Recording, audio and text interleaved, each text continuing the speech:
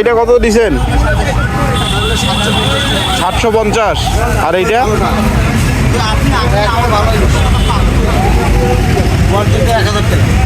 আর পাঙ্গাস কত কত জোড়া? না দুটো নিলে 800। এটাই খাওয়া যায় এখন? ওই মাছটা এখন বেশি চলে, মাছটার মজা খুব। চিংড়ি এটা কত? চিংড়ি এটা 350 টাকা। আর গজিটা? গতিটাও নিলে 350 টাকা। এটা কি পাবদা? পাবদা না, ফলি মাছ। ফলি কত? ফলি নেন সবগুলো 200 টাকা দিয়ে। এই দুটা কত দিছেন? ওই দুটো নিলে 1200 করে। প্লেট কত? 250 টাকা রাখা যায়। 120 রাখা যায়? হ্যাঁ 120 হয় না? শেষ পর্যন্ত 150 টাকায় এই প্লেটটা আমরা নিছি।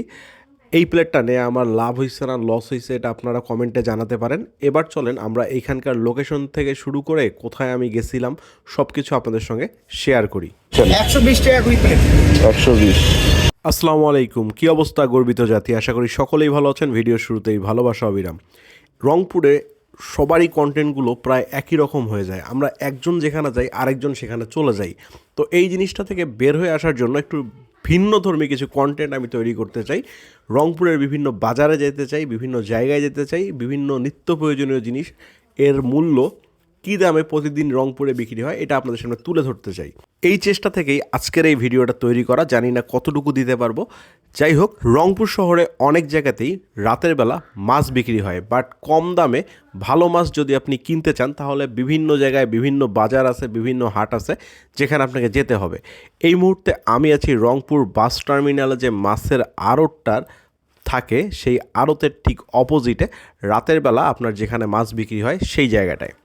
এইখানে রাতের বেলা আপনি যদি দামাদামি করতে পারেন ভালো মানের টাটকা মাছ আপনি কিনতে পারবেন, তবে দেখে শুনে কিনতে হবে।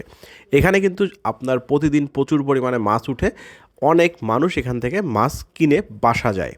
তো এই জিনিসটা আমার মনে হয়েছে যে আপনাদের সঙ্গে শেয়ার করা যেতে পারে এবং এখানকার মাছগুলো যখন আপনি নেবেন অবশ্যই আপনাকে দেখে শুনে বুঝে তারপরে নিতে হবে। এই জায়গাটা রংপুরের অনেক মানুষের কাছে হয়তোবা অজানা, তাই আমি ভাবলাম যে এটা সবার সামনে তুলে ধরা যেতে পারে।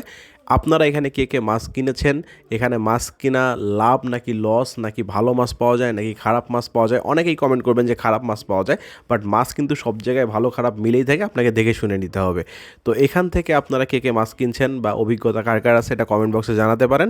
সব মিলে এই জায়গাটার অভিজ্ঞতা আমার সঙ্গে শেয়ার করতে পারেন। নেক্সটে আমি কোন বাজারে গেলে কম দামে রংপুরে মানুষকে ভালো কিছু দেখাতে পারবো সেটা অবশ্যই কমেন্ট করে জানাতে ভুলবেন না। সেটা মাছ হতে পারে, সবজি হতে পারে বা আদার্স কোনো কিছু হতে পারে। আমার ভিডিওগুলো একটু ভিন্নধর্মী ভিডিও আমি তৈরি করার চেষ্টা করছি, অবশ্যই আপনারা সাপোর্ট করে যাবেন। আজকের ভিডিওটা এই পর্যন্তই। ভিডিওটা ভালো লাগলে লাইক শেয়ার কমেন্ট করবেন। পেজে নতুন হলে পেজটা ফলো করবেন। ইউটিউব চ্যানেল থেকে দেখলে সাবস্ক্রাইব মাস্ট।